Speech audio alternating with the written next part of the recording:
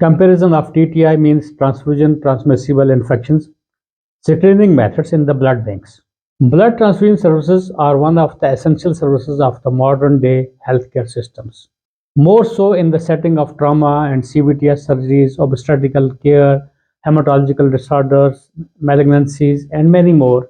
Even neonates require blood transfusions. Though the blood transfusion is considered to be life-saving, but it is also associated with various risks. One of the most important risks being the transmission of blood-borne diseases known as transfusion transmissible infections, which includes HIV, hepatitis B virus, HCV virus, HTLV virus, cytomegalovirus, Chagas disease, malaria, syphilis, etc. Besides many new emerging pathogens, these infections can be transmitted from an infected blood donation to blood recipient if donated blood is not adequately screened before transfusion. Nevertheless, risk of TTI cannot be eradicated, but it can be greatly reduced by testing the donated blood by latest available technology.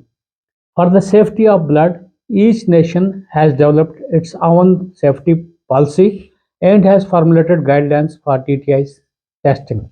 As per the Drugs and Cosmetics Act 1940 and Rules 1945, blood is defined as a drug and it has laid down collection, storage, processing, and distribution of blood and its components or products.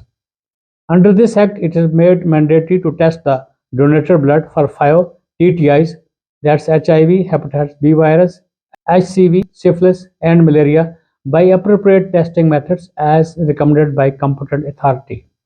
There are many TTI screening assays are available based on different testing principles. There are mainly two principal methods of TTI screening assays: serological assays. These assays are based on the fact that they detect either the antigens and or antibodies against the infections agent in the serum or plasma. The important limitation of these assays is that these assays are unable to detect presence of the offending pathogen during the window period. The window period is defined as the interval between the acquiring of the infection till the formation of antibodies against the infectious agent to a detectable level of test. The window period can vary based on the technique of the testing. The various serological tests include rapid tests, enzyme-linked immunosorbent assay called ELISA, chemiluminescence immunoassay. Presently, most of the blood banks in our country are testing using ELISA as TTI screening methods. Nucleic acid assays. These assays are based on the principle that they directly detect the infectious agent by detecting its DNA or RNA in the serum or plasma of blood donors. The major advantage of nucleic acid testing is that it reduces the window period to minimize, thereby greatly enhancing blood safety by decreasing the risks of transmission of TTIs. These assays include nucleic acid amplification testing as testing methodology. This can be done as individual net or mini pool net testing. Window period of various testing methods. I am displaying a chart. You will understand the window periods. The usual window period for HIV is 30 to 40 days. The usual window period of hepatitis B virus is 60 to 70 days. The window period for HCV is 50 to 60 days. If we do the spot testing, it can detect within 20 to 25 days. For hepatitis B, it can detect within 30 to 40 days. For HCV, it can detect 18 to 25 days. If we do the ELISA third generation, for HIV, the window period is 18 to 24 days. The window period for hepatitis B for ELISA third generation is 28 to 35 days. The window period for hepatitis C virus by ELISA third generation is 15 to 25 days. ELISA fourth generation for HIV 15 to 18 days. Hepatitis B 24 to 28 days. HCV 15 to 20 days. If we compare the chemiluminescence for HIV, the window period is 11 to 15 days. For hepatitis B is 20 to 25 days. For ICV 10 to 18 days.